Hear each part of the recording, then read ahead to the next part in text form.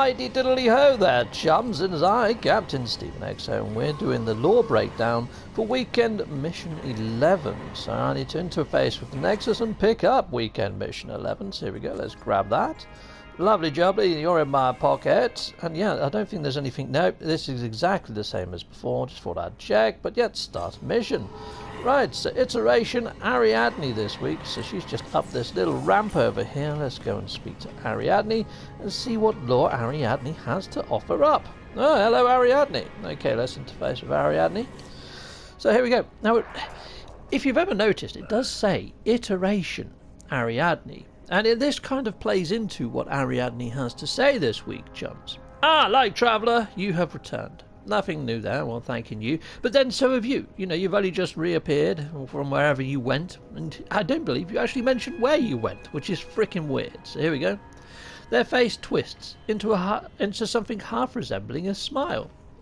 I don't know how they've managed to do that. I do not see an orifice that represents a mouth. Okay, so here we go. I'm going to return that smile. Some believe all travellers are one entity. Different iterations. Yeah, different iterations. Split over untold forms and bodies. Well, yeah, your form is much different to my own, has to be said. However, what I would like to point out to you, Ariadne, is that when we start off, we're in those orange jumpsuits, aren't we, really? Yeah, we look like we're some sort of intergalactic prisoner.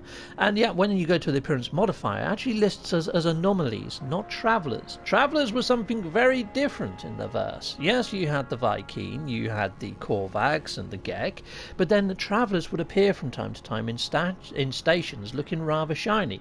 You guys aren't. But yeah, let's carry on. Okay, I am you and you are me. Apart from, I would say you're a traveller, I'm an anomaly. But then you could be an anomaly too. I mean, you know, we haven't seen people with your sort of visage in the station before. And I'm wondering, you know, like Polo made the synthesis bot, whether he makes these sort of iterations. And travellers like I and you that can change our forms in the appearance modifier in these sort of areas of space. This is why I believe in you, like Traveller. If we work together, we can save all that we are.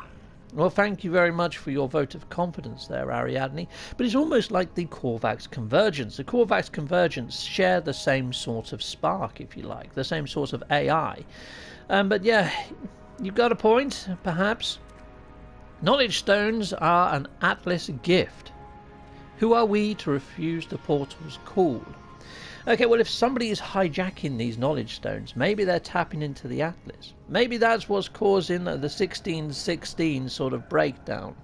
Who knows? But it's interesting that you call them the gift of the Atlas. And they will lead ley lines to the monoliths, and the monoliths lead to the portals, and the portals lead to the corruption. So I don't know whether you're right there, my friend, unless you're hijacking all three. Yeah, who knows? I seriously think you're in the crosshairs as being the imposter, because you haven't mentioned where you've been, you haven't even mentioned Hesperus, you haven't mentioned anything that was going on. The only thing that you seem to care about right now is us going through that frickin' portal and touching the knowledge stones, and you haven't even mentioned them being hijacked. So either Hesperus is spinning us a yawn and getting us to go on some sort of jolly, or you are. And I think it's you, because you was the first to go missing. Okay, oh, you're getting bored of my analysis, are you? Well, let me pop on. Okay, well, that's it, is it? Okay, brilliant.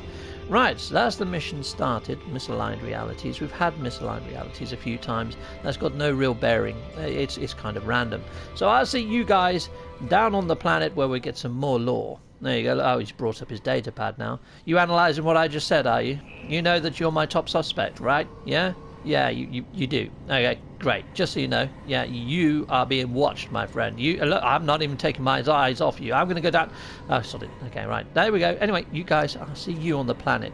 Ariadne, I'm watching them forever. Oh, he's slooting off. Okay, well, there we are. Okay, right there, jumps. Well, I have picked up all 3 knowledge stones, and I have just booted up the portal. And this message. The recovered coordinates burn fresh in my memory.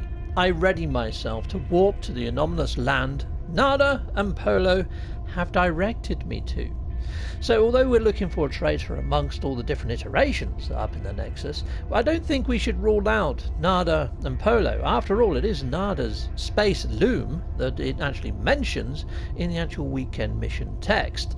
So yeah, they are the puppeteers. The chaps in the actual the space station, either the Nexus or the Anomaly, are just the puppets, really, I guess. Disturbed echoes of that distant planet emanate from the ancient stones.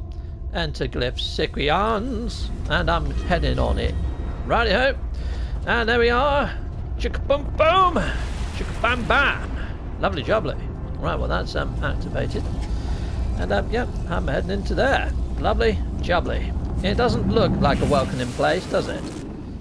Okay, chums, well I have reached the disturbance site and it is a crashed Fretia. Nice. So let's hop on out of crashed Fretia and let's go and interact with the disturbance location.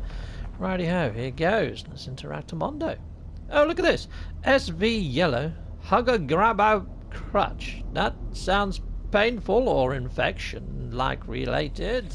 Interattamondo. Devotees of the Atlas came to this world to pray what? Well, devotees of the Atlas. There's all three races see the Atlas as God to a degree. The Gek and the Korvax pretty much devout. However, the Vy'keen, there's two factions. There's those that follow Herc that see the Atlas as a false god, and those that follow Nal that believe that the Atlas is a god. So there we are. They sort of worship it in the shadows or whatever. But anyway, let's carry on. An anomaly distorts their crashed vessel. It claimed the lives of those within long ago. Now, this is a little bit odd. An anomaly distorts their crashed vessel. Well, I'm at an anomaly site right now, but it also says it claims their lives of those within long ago. So is it a rift in time? Has this anomaly been about for a long time? And if so, then how long are we talking? It doesn't really give us too much. It's too vague to jump into this to really understand things fully. But here we go. Let's pop on over to the next. Let's see what it says now. Now the anomaly desires more. It waits for our invitation to depart, for resources to quench its unfathomable thirst, and it wants sweet root. Right, okay. Well, we need to feed this dang thing. Now, in previous weekend missions, there was a voice within that said that we need to help the anomaly. We need to help this void or whatever it is. We need to help. And that was quite clear. Now, the voice within, I think, could be the voice of Talamon. Now, it's interesting that this one is mentioned in the Atlas, because in the Artemis path, the leap into the dark, the player, myself, finds out that the Atlas is actually a computer terminal, capable of controlling reality itself, assisted by Talamon. Talamon is the security subroutine that we have on our shoulder, in the little chap that I call Exo. So yeah, it does make you wonder if that voice, the AI, was that of Exo that called out from within. And it's bargaining for our salvation, our survival. Anyway, I need to go grab this sweet root, and that is not going to be an easy task. Because from what I find, chums, is these sort of like plants that it asks for, they're never in a high demand. They're not, but I think people have put down a lot of comms balls to mark out where they may be. So it shouldn't take me too long. I'll be right back with you through the power of editing in a jiffy. See you in a jiffy. Bye-bye. A jiffy over here is like a little envelope with bubble wrap inside. It's a strange saying, I know, but it's weird. Anyway, I'll see you in a bit. I went to all the different comms ball locations. I got a load of sweet root, so thank you very much. If you put a comms ball down, I also put down a couple as well myself, so you may come across those. Right, so devotees of the Atlas came to this world to pray once. Yes, we've got all this. Right, so let's just submit the 60 sweet root. There you are, disturbance site.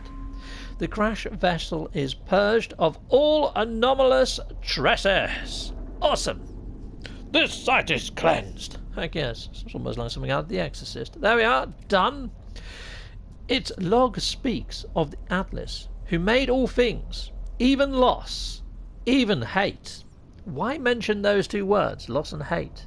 Why not mention all the other things that is brought into this iteration, into this world? The world of wonder, discovery, exploration, awesomeness, including myself. If it made all things, heck yes, it made Captain Steve.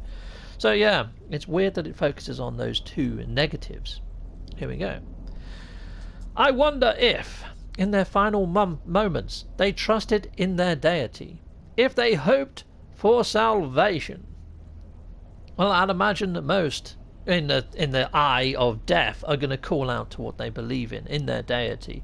It's a natural response, isn't it, really? When you've run out of anybody else to ask for help for that, you're going to call out to a deity of some kind. Oh, God, help me! Oh, Atlas, save us from our plight. You know, it's just survival instincts. When all else fails, heck yes. Okay, right, but it is odd that you focus on those two negatives and it sort of points the finger towards the Atlas as being something that could be the cause of these disturbance sites. Now, if the actual... Oh, someone's built a base here. How the fudge did they manage that? But that's pretty cool. I'm going to head inside and weather out this storm. What the fudge? How the heck have they wrote on there with... Okay, I'm going to go into camera mode. We're going to have a better look at that sign because there's a storm at the moment. But yeah, that's pretty darn awesome, isn't it? Let's have a quick look-see at that little sign. So here we go. This is PlayStation 4, and I'm actually in normal mode right now. And that says GHDFO, the Galactic Hub, I guess. And I don't know what the Defense Force, maybe. The Galactic Hub Defense Force. Lovely. And they've wrote that with all the... Oh, I see what they've used. They've used the decals. That's really ingenious. I love that. That is so cool. They've just shrunk them, rotated them, and actually wrote. That is an awesome idea that I am going to kidnap into my base building repertoire. And I like the use of the trophy above the door. Looks very unusual. Some simple parts put together to make something that looks a little bit unusual. Love it. And it's a place to actually weather the storm, which is great. Which gives me a place to talk complete nonsense for a while. So yeah, it is a little bit odd that the Atlas has been mentioned and almost put in the crosshairs of the lore writers inside of this iteration. So it does make you wonder, doesn't it? You know, all the knowledge stones are interlinked. They link up to portals, and the portals apparently are the entrance to the abyss. I mean, whenever you interface with a portal, it's very much to start out with inside the story missions. It's anomaly. You go through and you go to like your first exotic planet, and then you're transported into the Atlas, aren't you? So it does make you wonder if the actual portals are an entrance to the void somehow, but the Atlas somehow interrupted that little excursion. It's odd, chums. It is odd. I still haven't managed to put my finger on what the void actually is. I still think it's the crimson pit that we all sit in and sort of in a state of slumber, dreaming of planets and dreaming of exploration before we're born into this iteration. I feel it's a here-on after and a here-on before. So the limbo state, in between us being travellers or anomalies or whatever you want to call us. That's my guess for now, chums. And I also think that the simulation that we put good old Artemis in could be similar to what Hesperus was trying to create. It's sort of like a simulated version of this iteration. I mean, we got given a blinking mind arc, didn't we? By good old Null. So it looks like there's a few of them at it, trying to simulate a simulation with inside a simulation. It's getting very Inception-like, and it's blowing my fragile little mind. All this lore is freaking fantastic, and it's got me guessing. And the pantomime that's going on up inside the Nexus is just a joy. All these different travellers disappearing, trying to work out who the traitor is. It's freaking ace. And I'd love to hear your thoughts on who you think the traitor is in the comments. I'm sticking with Ariadne, or but then Polo and Nada. You know, who knows? Oh God, this is freaking awesome. I can't wait until this comes to its climax and we understand who is the traitor. Anyway, you guys have been fantastic. Well, hello there, chums. Right, well, I'm back on my Nexus. I've managed to get all my Quicksilver, and I'm just standing by this terminal. This terminal has been here in this state of disrepair for frickin' ages, so I don't know what this little droid's doing, but we do know that these are now security droids, don't we, from the older abandoned freighters and stuff like that. And on the abandoned freighters we get this sort of glitched image appearing above the doorways as well. And you know, all these abandoned freighters have all got sort of slime on and weird creatures, and the security programs have gone haywire. Well, this is going haywire right here on board the Nexus, and I don't know whether this is like a warning sign put up there by a little Polo or something, but who knows. But this droid now is actually making a lot more noise than he used to. I'm fairly sure he is anyway. I think he's been given new sound effects. So there we go, just something to note, And what with this whole scanning of the Nexus and seeing that it's got different subroutines. Fuel cell cleaning. Well, I'm standing right by what looks like a fuel cell right there. Anomaly repair and probing. Right, okay, brilliant. Awesome. Anyway, that's pretty much that, chum. So yeah, see you next week for some more weekend mission lore. Heck yes. Goodbye, everyone. Goodbye. There's multiple ways to support my channel, Patreon being one. Thank you, Patreons. And I also have YouTube membership. Thank you, YouTube memberships. Yep, there's multiple tiers there for everyone. Be sure to check both out if you're thinking of supporting me that way. Hitting a like or a subscribe or leaving a comment. I love reading comments. There's another way to support the channel. Or there's merch if you want to find a dandy pair of socks or a t-shirt. Head on over to Teespring. Or just stay with Captain Steve a little bit longer and watch a little more. Hit join or sub. Heck yes. We'll see you next time. Thank you very much for watching. Cheerio.